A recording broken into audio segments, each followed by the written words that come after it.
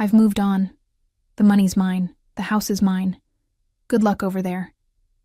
I stared at the email on my laptop screen, the words blurring slightly in the harsh fluorescent light of the communications tent. Around me, the constant hum of generators and distant radio chatter filled the air at forward operating base Lightning in Afghanistan. The smell of dust and diesel fuel hung heavy, but none of that registered. All I could focus on were those 17 words that had just shattered my world. My name is Lauren Bishop. I'm 35 years old, a captain in the United States Army, and I was halfway through my third deployment when my husband decided to destroy our marriage via email. The casual cruelty of it hit me like a physical blow. Not even a phone call. Just a cold, calculated message sent while I was 7,000 miles away, serving my country. I scrolled down to see the attachments. Divorce papers. Bank statements showing our joint savings account had been drained. $38,000 gone. Photos of a young blonde woman lounging in what looked suspiciously like my living room, her feet propped up on the coffee table I had saved for months to buy. The injustice burned in my chest. For 6 months I had been sleeping in a concrete bunker, eating meals ready to eat, and dodging mortar fire while Eric lived it up with his new girlfriend in the home I had worked years to afford. Every dollar in that account had been earned through blood, sweat, and sacrifice. Night shifts at the base hospital before my deployment. Extra training courses that meant months away from home. Military pay that I had carefully saved while Eric bounced between part-time jobs and grand schemes that never panned out. The woman in the photos looked barely old enough to drink. 22, according to the email signature that identified her as Brittany Hart, future Mrs. Bishop. The audacity was breathtaking. She was wearing my jewelry, sitting on my furniture, probably sleeping in my bed. But as I read the email a second time, something shifted inside me. The initial shock gave way to something colder, more calculating. Eric had always underestimated me. He saw the woman who cooked his dinner and did his laundry, not the soldier who had survived 3 combat deployments and earned a Bronze Star for valor. He had made a critical error in judgment, and as the rage settled into icy determination, I realized he was about to learn exactly who he had married. I closed my laptop and walked outside into the Afghan night, the stars brilliant overhead in a way they never were back home. This was far from over. The next morning brought the familiar routine of deployment life, but everything felt different now.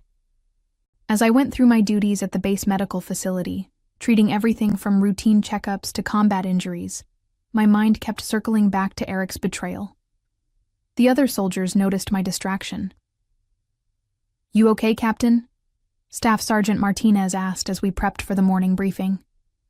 "You seem off today." I forced a smile. "Just tired. Long night." But it wasn't tiredness. It was the peculiar clarity that comes when someone you trusted completely reveals their true nature. Eric and I had been married for 8 years, together for 10. We met when I was a young lieutenant, fresh out of officer candidate school, and he was working at a sports bar near Fort Campbell. He was charming, funny, and seemed to understand the demands of military life. Or so I thought. Looking back, the warning signs had been there for years. The way he always seemed to have excuses when bills were due. How he would disappear for hours without explanation, claiming he was job hunting or meeting with potential business partners. The gradual shift from supportive spouse to someone who resented my career, my deployments, my success. During my first deployment to Iraq, he had been the perfect military spouse. Care packages, daily emails, promises to hold down the fort. By my second deployment, the communications had become sporadic, filled with complaints about how hard his life was while I was gone. This time, I had barely heard from him at all. I should have seen it coming. The signs were all there in hindsight. The way he had pushed me to add his name to all our accounts before this deployment, claiming it would make managing finances easier while I was gone. How he had insisted on handling all the household finances because my military schedule was too unpredictable. The gradual isolation from my friends and family, always with reasonable excuses about why we couldn't visit, or why they couldn't come over. What Eric didn't know, what he had never bothered to learn, was that military spouses like me don't survive 3 deployments without learning to plan for the worst. We don't trust blindly. We prepare. And years ago, when I first started deploying, I had taken steps that Eric was about to discover in the most painful way possible. As I went through my medical rounds that day, checking on soldiers recovering from everything from broken bones to shrapnel wounds, I thought about trust. These men and women trusted me with their lives, their pain, their fears. I took that responsibility seriously. I had extended the same trust to Eric, and he had weaponized it against me. But trust is a two-way street, and betrayal comes with consequences. Eric was about to learn that the woman he thought he knew, the compliant wife who managed the household while he pursued his dreams, had been planning for this possibility all along. I waited until after evening chow to respond to Eric's email. The mess tent had emptied out, leaving just a few soldiers playing cards in the corner and the ever-present sound of helicopters coming and going from the landing zone. I opened my laptop and stared at the cursor blinking in the reply field. Years of military training had taught me the value of measured responses. When someone attacks you, you don't react emotionally. You assess the situation, gather intelligence, and respond strategically. Eric's email wasn't just a personal betrayal. It was a tactical error of epic proportions. I typed 5 words. "Are you sure about that?" Then I hit send. The beauty of the response was its simplicity. Eric would read it and wonder what I meant. He would probably dismiss it as the desperate bluster of a woman who had just lost everything. He would go back to his new life, confident that he had outmaneuvered me completely. And for the next few days, he would be right to feel confident. But confidence built on ignorance is dangerous, and Eric's understanding of our financial situation was fatally flawed. 3 years ago, before my second deployment, I had consulted with a JAG attorney about protecting military families from financial abuse during deployments. The horror stories were everywhere: spouses draining accounts, running up debt, even selling family homes while their military partners were overseas and unable to respond. The attorney, Major Patricia Holmes, had been blunt about the risks. "Captain Bishop," she had said, "I see this more often than I care to admit. Deployment stress breaks marriages, and when they break, the spouse at home usually has all the advantages. They control the mail, the finances, the narrative. You need to protect yourself." So I had. I established a military spouse financial protection trust, legally separating my military pay and assets from our joint accounts. Everything Eric thought he had taken was actually just the surface layer. Money I had deliberately left accessible to maintain the illusion of normalcy. My real assets, including the house deed and the bulk of my savings, were protected under military regulations that carried federal criminal penalties for unauthorized access. Eric had stolen money from a deployed service member. That wasn't just divorce court material. That was federal crime territory. I opened a new email and began typing. Not to Eric this time, but to Major Holmes. It was time to activate the protections I had hoped I would never need. Within minutes, I had sent copies of Eric's email, the bank statements, and the photos to both the JAG office and my civilian attorney back home. The wheels of justice turn slowly, but when they involve crimes against military personnel, they turn with the full weight of federal law behind them. Eric had just declared war on someone who had spent years learning how to fight and win. He was about to discover that some battles are decided before the first shot is fired. The response came faster than I had expected. Major Holmes emailed me within 6 hours, her message arriving during what passed for night in Afghanistan. The timestamp showed she had sent it at 11 p.m. Eastern Standard Time, well past normal duty hours. "Captain Bishop," she wrote, "I have reviewed the materials you sent. We are implementing immediate protective measures under the Service Members Civil Relief Act. I have already contacted federal authorities regarding the unauthorized withdrawal of funds from accounts protected under military spouse protection statutes. Additionally, I am coordinating with your civilian attorney to freeze all assets and prevent further financial damage. Stand by for updates." I leaned back in my bunk, a smile tugging at the corners of my mouth for the first time in days. Eric had no idea what was about to hit him. The Service Members Civil Relief Act wasn't just military bureaucracy.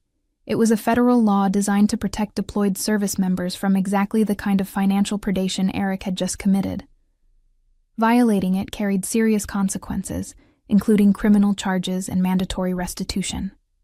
More importantly, it meant that everything Eric thought he had gained was about to be reversed. Over the next 48 hours, emails began flowing in from my legal team.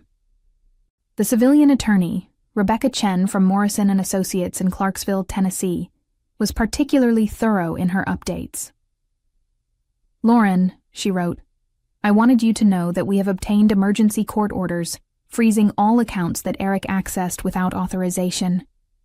The bank records show that the withdrawals began 3 weeks ago, well within the time frame covered by your deployment protection orders.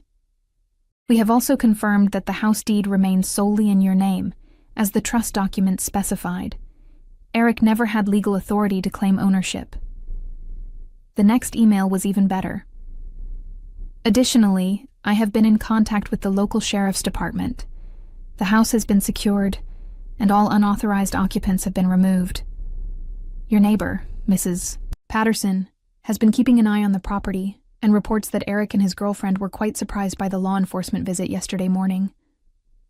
I could picture it perfectly.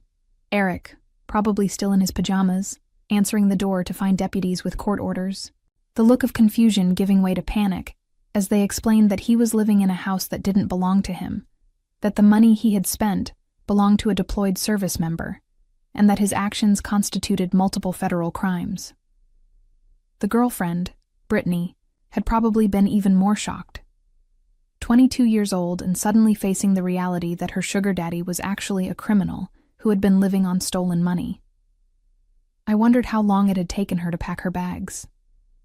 But the most satisfying email came from Major Holmes herself, updating me on the criminal investigation. "Captain Bishop, the FBI Financial Crimes Division has accepted the case due to the interstate nature of the crimes and the federal military protections involved. Agent Martinez will be the lead investigator.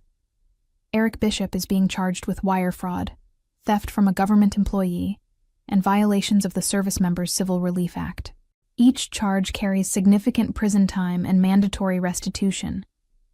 The agent wanted me to tell you that this is one of the clearest cases of military spouse financial abuse she has seen." I closed my laptop and stepped outside into the Afghan night.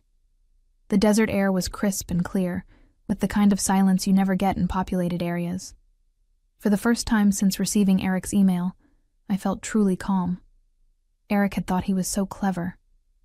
He had probably spent weeks planning this, timing it for when I was at my most vulnerable and isolated. He had counted on the distance, the communication delays, the assumption that I was too far away and too distracted by combat operations to respond effectively. He had forgotten that I was a soldier. And soldiers don't just fight battles, we plan for them. 2 weeks later, I received an email that made me laugh out loud in the middle of a briefing. Captain Rodriguez looked at me with concern. "Everything okay, Bishop?" I showed him my phone screen. It was an email from Eric, and the subject line read, "Please call me urgent." The message was a masterpiece of panic and desperate bargaining. "Lauren, I think there's been some kind of mistake. The police came to the house and said I was under federal investigation. They froze all my accounts and said I have to move out. This is insane. I know you're upset about the divorce, but this has gone too far. Can't we work this out like adults? I'm willing to give you half the money back if you call off the lawyers. Please call me as soon as you get this. My phone might be disconnected soon because I can't access my bank accounts. This is ruining my life." The best part was the complete lack of acknowledgement that he had done anything wrong. No apology for the betrayal. No recognition that he had stolen from a deployed service member. Just outrage that there were consequences for his actions. I forwarded the email to Major Holmes with a note. "I assume Eric's panic means the investigation is proceeding smoothly?" Her response was immediate. "Agent Martinez reports that Eric Bishop retained a public defender yesterday. Apparently, no private attorney was willing to take his case pro bono, and all his assets are frozen pending the investigation. The girlfriend disappeared 2 days ago. Her social media posts suggest she has returned to her parents' home in Florida and is claiming she had no knowledge of the criminal activity. I almost felt sorry for Brittany. Almost. She was young, and probably genuinely naive about Eric's financial situation. But she had also been perfectly happy to live in my house, wear my jewelry, and post photos of herself enjoying the fruits of my labor while I was dodging bullets in Afghanistan. Ignorance might be a legal defense, but it wasn't a moral one. The military grapevine at the FOB had picked up on my situation, as military grapevines always do. Word had gotten around that Captain Bishop was dealing with a cheating spouse back home, and the response from my fellow soldiers was overwhelmingly supportive. Care packages started arriving with little notes. "Hang in there, Captain. Your military family has your back. Some people aren't worth the uniform." Staff Sergeant Martinez, who had noticed my mood the day I received Eric's original email, pulled me aside after the evening briefing. "Captain, I don't know all the details of what you're dealing with back home, but I wanted you to know that my wife went through something similar during my first deployment. Spouse cleaned out their accounts and moved in with someone else. It nearly destroyed her." "What happened?" I asked. "Military legal helped her fight it. Took 2 years, but she got everything back and then some. The ex ended up doing time for fraud. Military justice doesn't mess around when it comes to protecting deployed families." "How is she doing now?" Martinez smiled. "Remarried to a good man who actually deserves her. Sometimes the worst thing that happens to you turns out to be the best thing that could have happened." As I walked back to my quarters that night, I thought about his words. Eric's betrayal had been devastating, but it had also revealed truths I might never have discovered otherwise. His true character, the strength of my military family, the wisdom of the precautions I had taken years earlier. Most importantly, it had reminded me who I really was. Not the accommodating wife who had spent years making excuses for a man who didn't deserve them. I was Captain Lauren Bishop, a combat veteran who had survived 3 deployments and earned the respect of her peers through competence and courage. Eric had picked a fight with the wrong woman. The 3rd week brought news that exceeded even my most optimistic expectations. Major Holmes called me personally this time, rather than sending an email. Satellite phone calls were precious commodities on deployment, usually reserved for emergencies or the most important communications. "Captain Bishop," she said, her voice crackling slightly through the connection.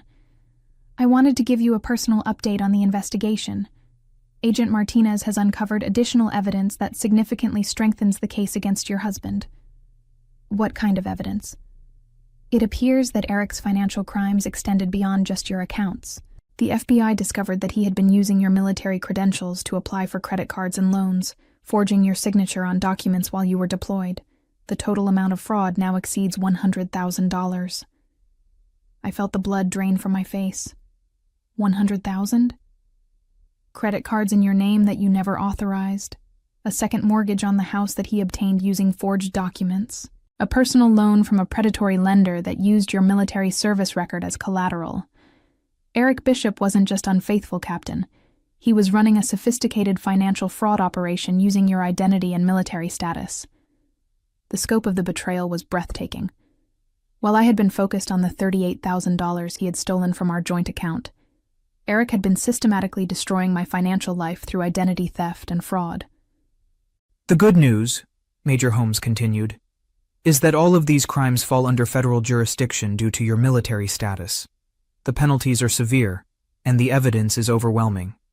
Agent Martinez believes this will be one of the strongest military spouse fraud cases she has ever prosecuted."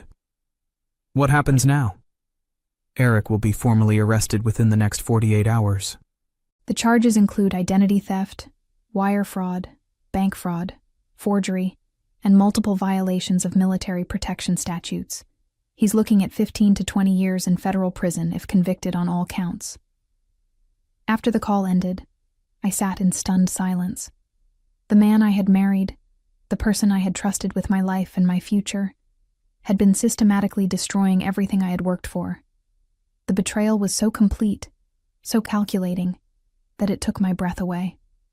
But alongside the shock came a fierce satisfaction.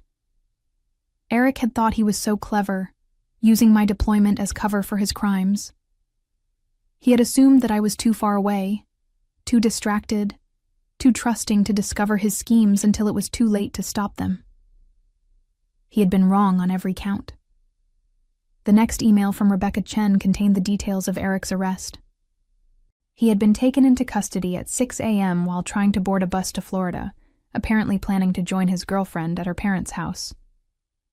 The arresting agents found him carrying a fake ID and nearly $5,000 in cash, money that had been traced back to the fraudulent loans he had taken out in my name. "Lauren," Rebecca wrote, "I wanted you to know that Eric's arrest made the local news. The headline was, 'Local Man Arrested for Defrauding Deployed Military Wife.' The story mentioned your Bronze Star and your multiple combat deployments. The community response has been overwhelmingly supportive of you." I smiled at that. Eric had always been concerned about his image, about what people thought of him. The idea that his crimes were now public knowledge, that everyone in our hometown knew exactly what kind of man he really was, would probably hurt him more than the prospect of prison time. Justice comes in many forms. Sometimes it's legal consequences. Sometimes it's social consequences. Sometimes it's simply the truth being revealed for everyone to see. Eric was about to experience all three. 6 weeks later, I received the email I had been waiting for. Agent Martinez sent it directly, with copies to Major Holmes and Rebecca Chen. The subject line was simple. "Case closed." "Captain Bishop," she wrote, "Eric Bishop has accepted a plea agreement. He pled guilty to all charges in exchange for a sentence of 12 years in federal prison and full restitution of all stolen funds, including penalties and interest. The total restitution amount is $147,000. Additionally, he has agreed to forfeit any claim to marital assets and will not contest the divorce." I read the email 3 times to make sure I understood correctly. Eric, who had started this nightmare by stealing from me while I served my country, was now facing 12 years in prison and complete financial ruin. The man who had thought he could outsmart a deployed soldier had been outmaneuvered at every turn. The restitution amount was particularly satisfying. Not only would I recover every penny he had stolen, but the penalties and interest meant I would actually come out ahead financially. Eric's crimes had backfired so spectacularly that they had made me wealthier than I had been before his betrayal. Rebecca Chen's follow-up email contained even better news. "Lauren, because Eric signed the asset forfeiture agreement, you now have clear title to the house with no outstanding liens. The fraudulent second mortgage has been voided, and the predatory loan has been transferred to Eric's personal responsibility. You will resume ownership of all marital assets immediately upon your return from deployment." I closed my laptop and walked outside to watch the sunset over the Afghan mountains. The desert sky was painted in brilliant oranges and purples, the kind of natural beauty that reminded you why some things were worth fighting for. Eric had tried to take everything from me while I was serving my country. Instead, his greed and stupidity had cost him his freedom, his future, and any claim to the life we had built together. The woman he had betrayed was coming home to a debt-free house, a clean credit record, and the satisfaction of seeing justice served. 3 months later, I stepped off the plane at Nashville International Airport, officially home from my 3rd deployment. The Tennessee air felt humid and thick after months in the desert, but it smelled like freedom. My sister Jenna was waiting at the gate, her face lighting up when she saw me. We hadn't talked much during the deployment. I had kept the details of Eric's crimes private, sharing only the basic fact that we were divorcing. Now, as we drove toward Clarksville, I filled her in on everything that had happened. 12 years, she asked, her voice incredulous. For stealing from you? For stealing from a deployed service member, I corrected. The federal penalties are severe when you commit crimes against military families. Eric learned that the hard way. What about the girlfriend? Brittany? She cooperated with the investigation in exchange for immunity. Turns out she genuinely had no idea about the fraud.